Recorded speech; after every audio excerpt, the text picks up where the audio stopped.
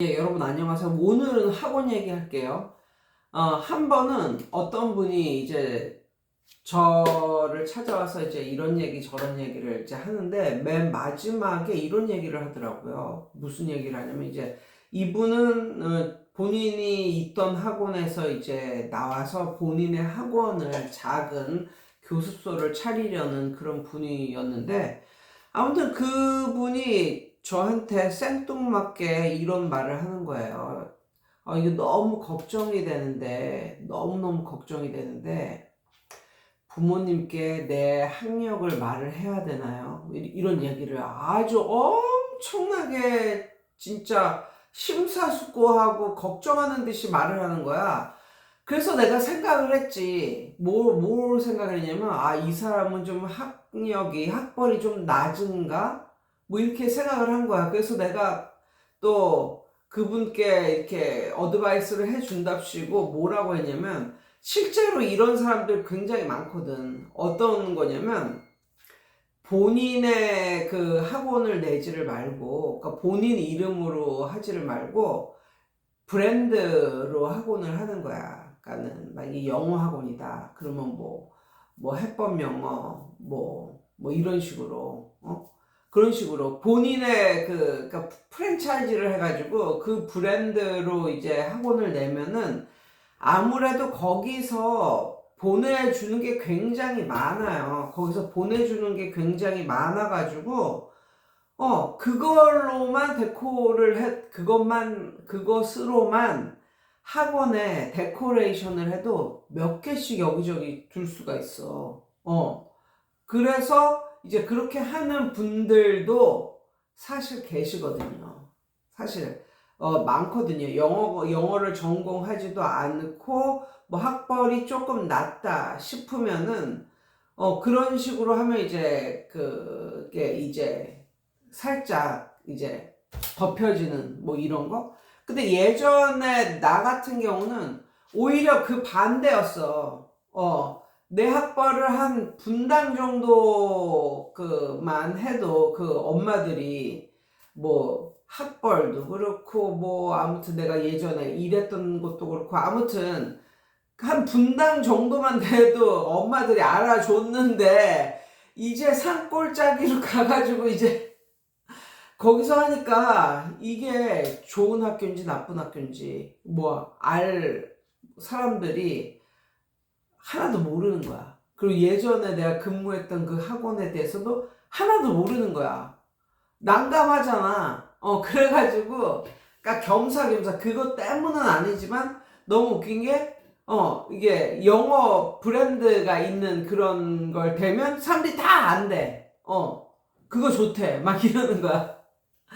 그래가지고 나도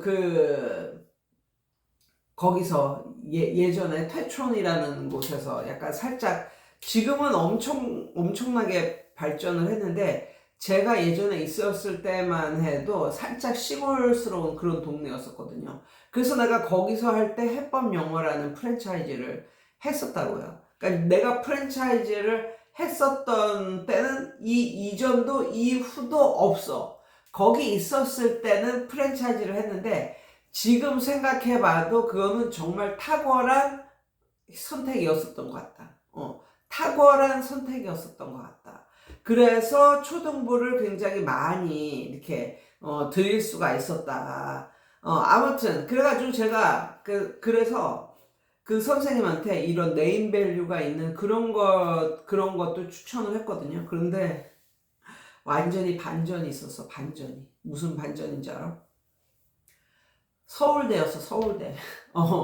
그런데 이 서울대라는 말을 딱 듣고 내가 이해를 했던 게 서울대를 나온 사람들도 학벌 컴플렉스가 있어. 살짝. 왜 그런지 알아? 가만히 봐봐. 가만히 생각을 해봐. 그러니까 내가 내 예전에 그 대치동의 뭐 학원에 있을 때도 생각을 해보면 내가 그 학원에 있을 때도 서울대생들이 있었어. 서울대생들이 있었는데 이게 너무너무 희한하지. 그러니까 거기서 잘 되지를 못해. 잘 되는 선생은 서울대가 아니야.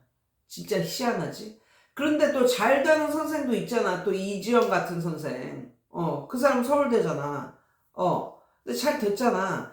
아무튼 그래서 이 선생님의 고민이 뭐냐면 너무 엄마들이 기대를 너무 할까봐 그게 약간 살짝 부담스럽다는 거야. 그러면서 자기는 학벌을 숨기고 그냥 하겠다 뭐 이런 식이야. 이걸 시작을 하는데 자기 거를 자기 교습소를 시작을 하는데 그래서 제가 뭐라 그러냐면 그러지는 말아라. 그것도 컴플렉스인데 그러지는 말아라. 그리고 서울대 마크가 있는 것을 아주 크지는 않아도 사람들이 눈에 띌 수 있는 곳에 몇 개 놔둬라. 이렇게 말했어. 그렇지만 그것에 대해서 네 입으로 말은 하지 말아라. 내가 서울대를 나왔는데 어쩌고저쩌고 이렇게는 하지 말아라. 그냥 선생님 자신의 그냥 이렇게 내뿜어짐 뭐 이런 걸 통해서 그 학원의 분위기 그 다음에 선생님 자신의 아우라 그거를 통해서 엄마들이 이 선생이 서울대를 나왔구나 이렇게 짐작을 할 수 있게 하고 본인의 입으로는 말을 하지 말아라. 그게 훨씬 더 있어 보인다. 이렇게 말했어요. 그리고 뭐 엄마들이 그 선생님에 대해서 기대를 하건 기대를 하지 않건 간에 모름지게 학원 문을 열었는데 사람이 없는 것보다는 초반에 사람이 확 들어오는 게 훨씬 낫지. 초반에 사람이 하나도 없어가지고 찔찔 매는 것보다는 초반에 사람이 확 들어오는 게 낫다 라고 말을 했어요. 근데 이 선생님은 또 너무 또 부모님들이 또 기대를 해가지고 초반에 확 들어왔다가 또 그게 아니라서 또 확 나갈까봐 그걸 걱정을 하더라고. 그러니까 그걸 걱정을 하지 말고 어떻게든 엄마들이 들어올 그런 데코레이션을 해라 라고 말을 했어요. 예, 그렇게 말을 그 선생님한테 하고 초반에는 어쨌거나 저쨌거나 무슨 이유로든지 다 들어오는 엄마들을 어떻게 해서든지 들어오게 해라 라고 말씀을 드렸고 근데 이 선생님의 말을 들어보니까 이 선생님은 굉장히 거의 1,6급 되는 학원에 있었어. 그런 학원에서 또 최상위반을 맡았지. 그러니까 내가 옛날에 내가 떠오르더라고.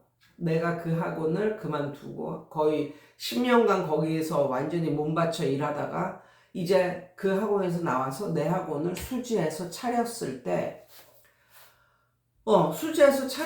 나도 그 선생님하고 똑같이 굉장히 커리큘럼을 쫙 짜놓고 이런 거에 굉장히 공을 들였거든요. 그런데 중요한 건 그 커리큘럼에 맞춰서 사람들이 들어온 건 아니다 싶은 생각이 들더라고요. 저도 그래서 초반서부터 완전히 대박을 쳤죠. 그래가지고 지금도 기억이 나는 게 12월 26일 날 시작을 했거든요. 12월 26일 날 시작을 했는데 3월 1일이 딱 지나니까 50명이 넘더라고. 그러니까 거의 한 2달 차이잖아. 2달 사이에 50명이 넘더라고. 그랬었거든요. 근데 아무튼 그런데 거기서 내가 힘들었던 건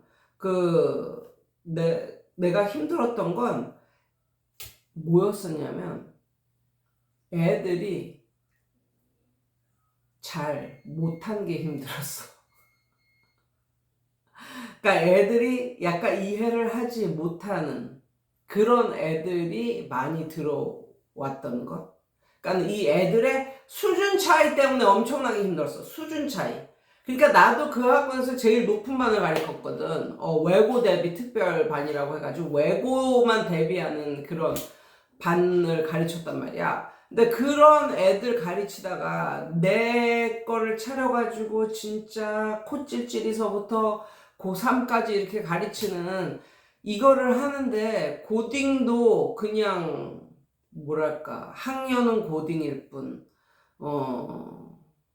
학년만 고딩일 뿐 실제로는 초딩보다 못한 뭐 고딩도 있었고, 그러니까 중딩도 있긴 있었는데 내가 이 정도는 얘가 이해를 하리라 하고 깔고 들어가서 그 위 거를 가르쳤는데 결국은 그 밑에 애들도 많이 들어왔다는 거. 그러니까는 그 큰 학원에 있었던 것과 내가 내 학원을 차렸거든요. 그때 나는 교습소가 아니라.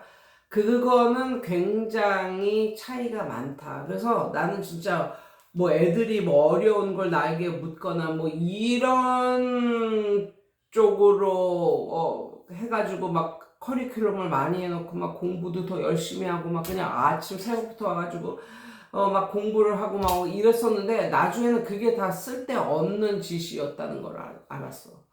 오히려 내가 가장 했었어야 되는 부분은 뭐냐면 참을성을 키워야 했다. 참을성.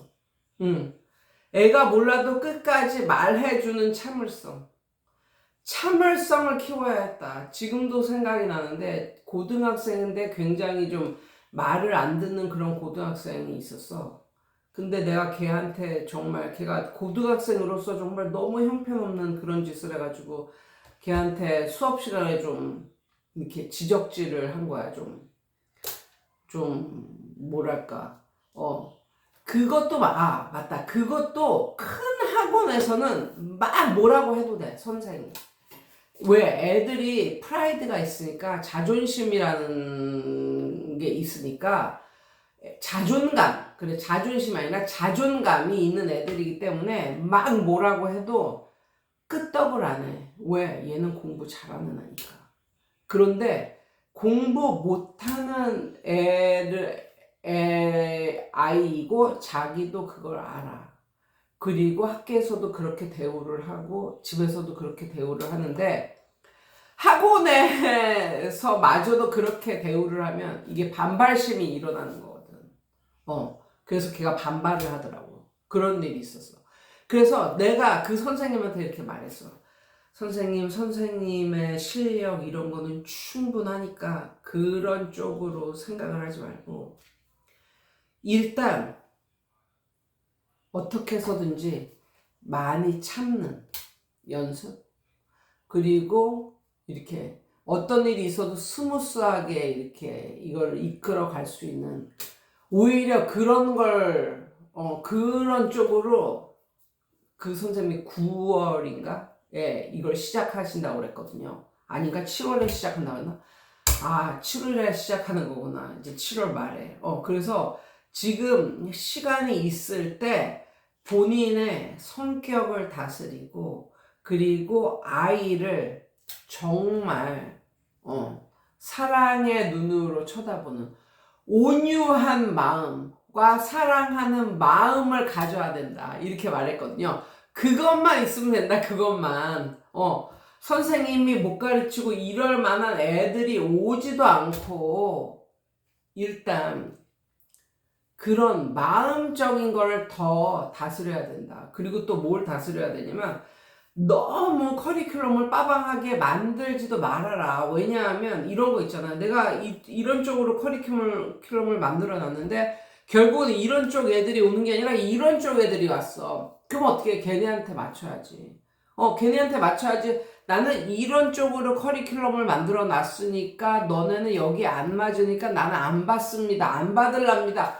이렇게는 못한다고. 왜? 내 돈이 들어간 거잖아. 내 돈이 들어갔기 때문에 이걸 못 뽑으면 나는 망하는 거야. 그렇기 때문에 오는 사람은 100% 오게 해야 돼. 100% 들여보내야 돼. 그리고 얘네를 어떤 식으로 잘 가르칠까는 그 이후에 생각을 해라. 뭐 이런 식으로 제가 조언을 했었던 것 같거든요. 아무튼 선생님들 보면 학벌이 너무나 높아서 걱정하시는 분도 있고, 학벌이 너무나 낮아서 걱정하시는 분도 있고, 예, 이런데 아무튼 저는 이 선생님한테 요런 조언을 드려봤습니다. 아무튼 여러분 오늘도 승리하세요.